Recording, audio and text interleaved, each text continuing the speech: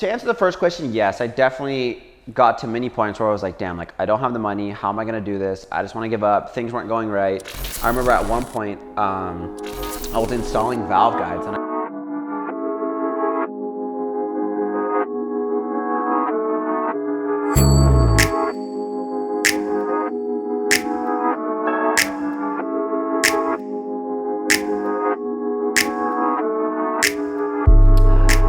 What's going on, guys, and welcome back to another episode of Behind the Build. This is a series where we do a sit down with fellow car enthusiasts and talk about not only the modifications done to the car, but also the story behind it. Typically, I'm sitting over there asking the questions to car enthusiasts, but I figured we could change things up. I got my friend Tommy here. He's gonna be asking the questions on my personal build because I thought we might as well do mine as well. So what got you into Subarus? This was like when I was 16. I was scrolling on Craigslist, saw a silver Bug-Eye with an STI wing, and I don't know, just for whatever reason I fell in love. I literally can remember the title of the Craigslist ad. It was like all-wheel drive, turbo, Subaru, something. You know what I mean? Like it was all caps. I literally could see it in my head. Had black wheels, and for whatever reason, I just really liked the look of it. And that was kind of it. Like it just kind of stuck in my head and I knew I wanted one. But at that point I couldn't afford it, and it took me, I think, 3 years. Did I get this when I was 19? Something like that. Yeah. It took me 3 years to get it, but eventually I knew I was gonna get it. Not an STI, but you know, close enough. We're here, we're kind of here. How did you end up buying this Subaru? Originally I wanted an STI, but we all know the good buddy Mike, he had a 06 WRX as well, and he gave me a ride in it and then threw me the keys and said, all right, drive the car, and if this is good enough, I think you should just get a WRX, because I've been saving up forever. I probably should have held on and just got an STI, but it is what it is. But yeah, his WRX was just dialed. It was, I mean, it had coils, sticky tires. It was, what I think it was big turbo. Yeah, it had turbo, intercooler, everything, and it was just, it was fast, it was fun, and I was like, this is all I need. Yeah. So I think that kind of started the next like 2 or 3 months just searching for a WRX, and I ended up finding this one. I feel like I paid a lot for it, but it never gave me any issues. So it was like a one owner, 72,000 miles. I got it 5, 6 years ago now. I don't even know. It's been a while, and I think that's good that you waited, which was big. Yeah, I did wait. Like it was definitely a solid car, but you know, it's a WRX. You know? It is what it is. Well, it's not just a WRX now. Yeah. So what modifications are done to it? What really took it to the next level is I went to an automotive school, and I had the opportunity. I knew one of those 3 years I could build my engine. So that's when, I don't know when it just, I flipped a switch and I was like, I'm gonna save up and I'm gonna build it. I don't remember like talking about it. I remember, because you bought a 1JZ. Did I? Or was going to? You bought it and then it was taking too long to come from Japan or something, right? It was wild. Like I remember, oh my God, you're right. Yes, and then you were like, it's not gonna be here in time. Yeah. And you're like, I don't have an engine. And he's like, I guess I'll just take this one. Wait, I just got chills. I completely forgot I remember that I was gonna do that. I was gonna build a completely different engine. Yeah. And I feel like I was gonna swap it into something. I don't think I was gonna swap it into this, but no, you were gonna buy like a S14 or something. Oh my, I'm tripping out. I literally completely forgot that part of my life. Yeah. That was wild. And you were stressing, and it was like the week before you had to bring an engine to class. And you were like, take it out. You and Mike were like, all right, well, I guess we're taking this one. Whoa. Yeah. Oh my God, I just got emotional. That was amazing. I remember that quite a bit. Yeah, no, totally. That was pretty crazy. 100%. So yeah, I guess that's how it started. Yeah. Yeah, no, I took it out at, I think like 78,000 miles or something like that. And that's when the engine build began, but yeah. Forgot to talk about the mods. So it's a built short block. It's got Manley rods, CP pistons, ACL race bearings, and then I upped the compression to 9:1, and then the heads are done as well. So it's got 268 cams, titanium retainers, valves, springs, ported, and pretty much full bolt-on at that point. It's just, you know, injectors, intake, stuff like that. And then obviously the full STI drivetrain swap with DCCD Pro. So still don't call it an STI, but That's got basic all mods. the pros of an STI on it. Yeah, it's got essentially. it's everything an STI is and more. Right. So yeah, those are the Nice. mods, and it's putting down just below 400 wheel on 91. So It's a good mild tune. Yeah. But what would you say the top 3 mods are to this car? that I like the most, Yeah. probably. Honestly, it kind of changes as I just own the car and grow with it. I think right now would probably be my wheels. I love the Advan RZF2s, and probably number 2 is actually my brakes because it has AV performance on it, and I love the color. I've always wanted blue Brembos, and just kind of I feel like it gives my car a little bit like more personality, a little bit different than everything else. And then probably the 3rd mod would be the STI transmission. STI transmission. Wait, what were you gonna say? Not It's bags. definitely not the bags. Not It's bags. definitely not the bags. No. Definitely not the bags, but probably STI trans. That's something I always wanted, obviously, and Yeah. the shift feel and everything is just the fact that it can hold so much more power, and just looking at it makes me happy. Like I don't know why. Like I just like playing with it. I don't know. It's wild, but Yeah, it is a really nice transmission. yeah. No, I love it. But along the process, I mean, 5-6 years building this car, were there any points where you wanted to give up? And with that, what made you like continue to push through that tough time and finish the build? I feel like my journey is a little bit different because I documented, the whole build, and honestly, like the support of everyone watching the videos was a huge thing for me. Like, I almost started crying. That was fucking amazing. That was actually amazing. No, so to answer the first question, yes, I definitely got to many points where I was like, damn, like I don't have the money. How am I gonna do this? I just wanna give up. Things weren't going right. I remember at one point, I was installing valve guides and I thought I cracked my heads and I was gonna have to buy brand new heads. I mean, I was bone dry. Like every last dollar, this would go straight back in. Anything I would get from YouTube, anything I would get from anything. I was working 5-6 days a week at a restaurant, and it was literally all going back. And I would have in my notes things I would need to buy, and it was just wild. But I feel like what really helped me push through is I kept thinking back on what I want, what's my real end goal, and the fact that I really felt like I was helping a lot of people along the way. It was just a thing. And obviously my friends like you, David, Steven, Jordan, it was just like, everyone was like, dude, like you have to do it. It's, you know what I mean? But like, positive reinforcement. And I feel like just having a good group of people around me pushing me through was like, dude, like you got this. It obviously helped. It was not just me, for sure. Yeah. Yeah. No, that's really nice to have. And with everyone watching, supporting you as well, they also have aspirations to do something like this. Yeah, so exactly. if for those watching and those aspire to build something like this, what sort of advice would you give them to build a car to this like standard? To this level? Yeah, or this level of build. I would say, number 1, it's don't get like so caught up into comparing your car to someone else's.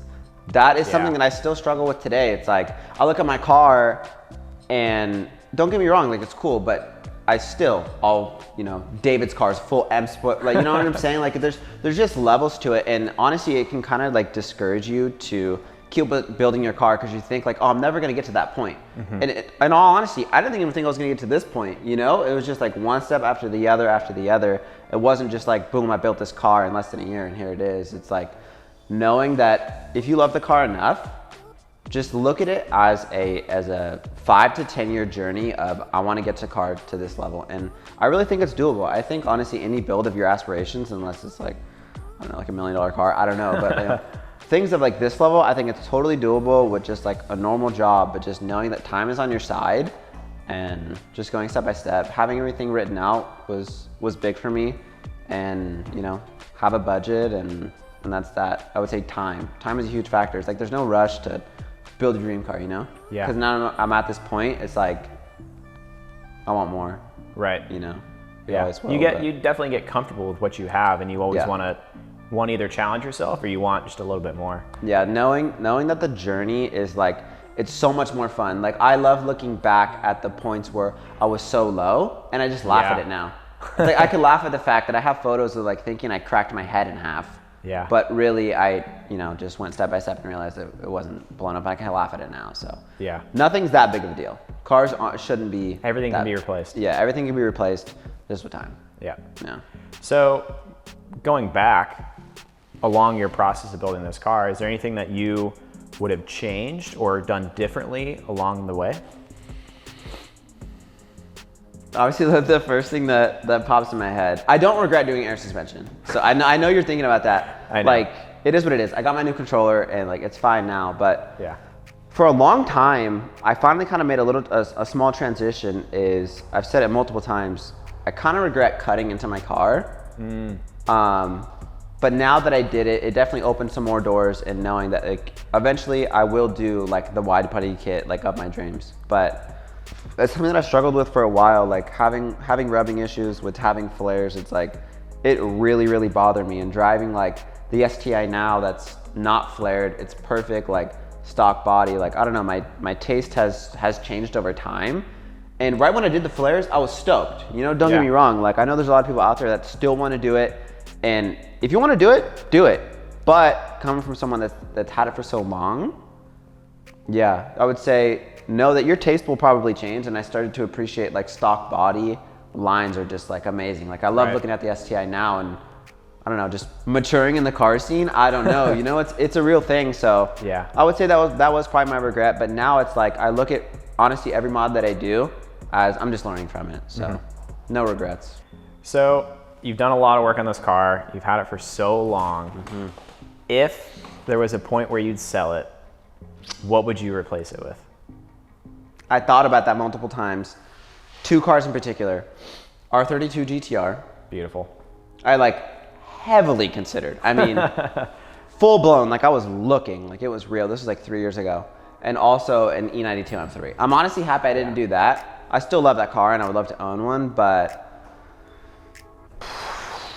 yeah, at this point, I've had it for so long, I really can't see me selling it. And I think my position is a little bit different, because it's almost like I look at it as like a branding tool, and I look at it as like, it's been through everything with me. Like, like I've cried in the car, like it's gone, you know what I mean? Like it's just, it's been a journey. Yeah, it's been a journey, and I'm so attached to it now, and maybe that's good, maybe that's bad, but it is what it is. Like, I'll never sell it. I'll never sell it, but it could be one of those things, we see it every day from generation to generation. Yeah. That car you had in high school, right out of high school, you learned how to work on cars with, and then you sell it, and then 20, 30 years down the road, you're just depressed. Yeah, you want that car back. Yeah, I don't want to have that regret. Yeah. You know what I mean? Like, absolutely. I'll never regret it if I don't sell it. That's how I'm looking at it. That's perfect. Just like it's as simple as that. It's as simple as that. Like, I will never regret that. So. Yep. Yeah, it is what cue to like literally in 5 months I sell it. No, see the for sale post on Craigslist. Yeah, no, it won't happen. Right. So you get a lot of questions about this car. For those watching and those learning, what are the 3 most common questions, and could you answer them in this video? Number 1 is probably wheel specs, just like with everyone. wheel and tire spec. Yeah, wheel and tire specs. Yeah. I don't keep it a secret. I try to answer as much as I can. They are 18 by 10.5 with a 15 offset, and the tires are 295/30 18s, Toyo Archer blades. Nice. That's pretty much like the most dialed fitment you can get for flares. My previous setup was a 0 offset with everything else the same. It was a little bit too wide and tend to rub a little bit in the front, but 15 offset, 10.5, that's the wave. And then the second question's probably, how are the seats? I get that a lot. How are they? Really? I've had them for a while. Honestly, they've held up. They've held up. I definitely wouldn't say they are not racing seats. They're Brom Elites. I got them like literally 3 years ago. I don't even know. So maybe they changed it up and maybe things are different. But yeah, they're Brom Elites. I would say they fit good in the car. They're not the most comfortable thing in the world. They're definitely not racing seats. But I love the look, and they've held up for wear and tear wise. Yeah. And then the last question would probably be like, I feel like a lot of people make fun of you. I mean, it's a typical Subaru joke, but like head gaskets. How do I keep the car reliable, kind of thing? I mean, I don't know. Do people ask you about? Yeah, I would say that's probably another pretty good question I get a lot. Just oil changes. Religious oil changes, honestly, like I probably do it like every less than 3,000 for sure. I don't drive the car a lot, you know, it doesn't have that much wear and tear on it, but yeah, I check spark plugs religiously because that honestly tells you a lot.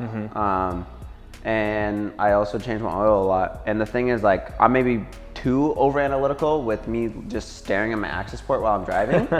But yeah, I mean, that's the biggest thing. It's coolant system that I look at a lot. Oil changes, making sure that's always topped off. Honestly, almost every time I drive the car, if I'm gonna go on a big trip, just check the oil. Like literally, like those are the biggest things. And if like your coolant level's good, coolant temp stays good, your oil level's good and it's clean, that will literally save your car. Absolutely. So yeah, I would say those are the big things. Nice. Yeah. Is that the last question? That's a good one. Do you have any questions? Yeah. I think I mean, for me, I've had 2 Subarus, and this is a little bit out of reach for most people trying to build their Subarus. This is like what they idolize or they dream of having their car this way. But for someone who's kind of just starting out, what would you say is like the beginning modifications that you should do to your Subaru? First thing that came to my mind is exhaust. You have to. It's like, at least for me, it's like buying a Subaru, like you just have to unlock the rumble. Like it's a thing, bro. That's so funny. I remember you were with me when I got an NVIDIA N1 and you did a flyby. I could see the vlog right now. Oh yeah. I literally think it was called Unlock the Rumble. I don't know, it was wild, but exhaust for sure. Yeah. Suspension, coilovers, because Subarus, you know, they tend to come lifted unless you want to rally it. Getting that thing lowered is gonna help with handling and help with the looks too. It's number one. And then another one would probably be like access port. Access port, suspension, and exhaust. Like you're dialed. Those are my top 3 right when you get a Subaru. Like right away. And so many of the followers know, but what are we sitting in right now? We are in the dream shop. We are in the dream shop. Yeah, I feel like I haven't really given too many good updates on it. But yeah, it's 810 square feet. Fits about 4 cars. Got a chilling section for the boys back there. It's literally anything and everything I've always wanted.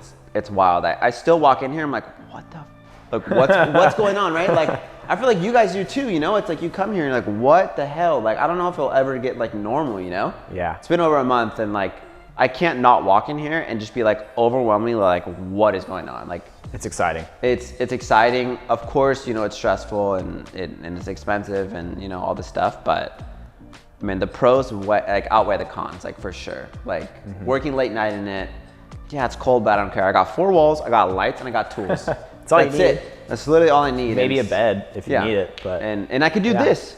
I could do this. Like there's been so many times where I tried to film, and it was just like there's noise outside, or there's cars driving by, and I can't find a good spot, and no one can tell me I can't film right here. You know what I mean? It's like it's your spot. This is a perfect, you know, example of this thing's just amazing. Well, sick to see the journey of the car and you and your YouTube career. Yeah.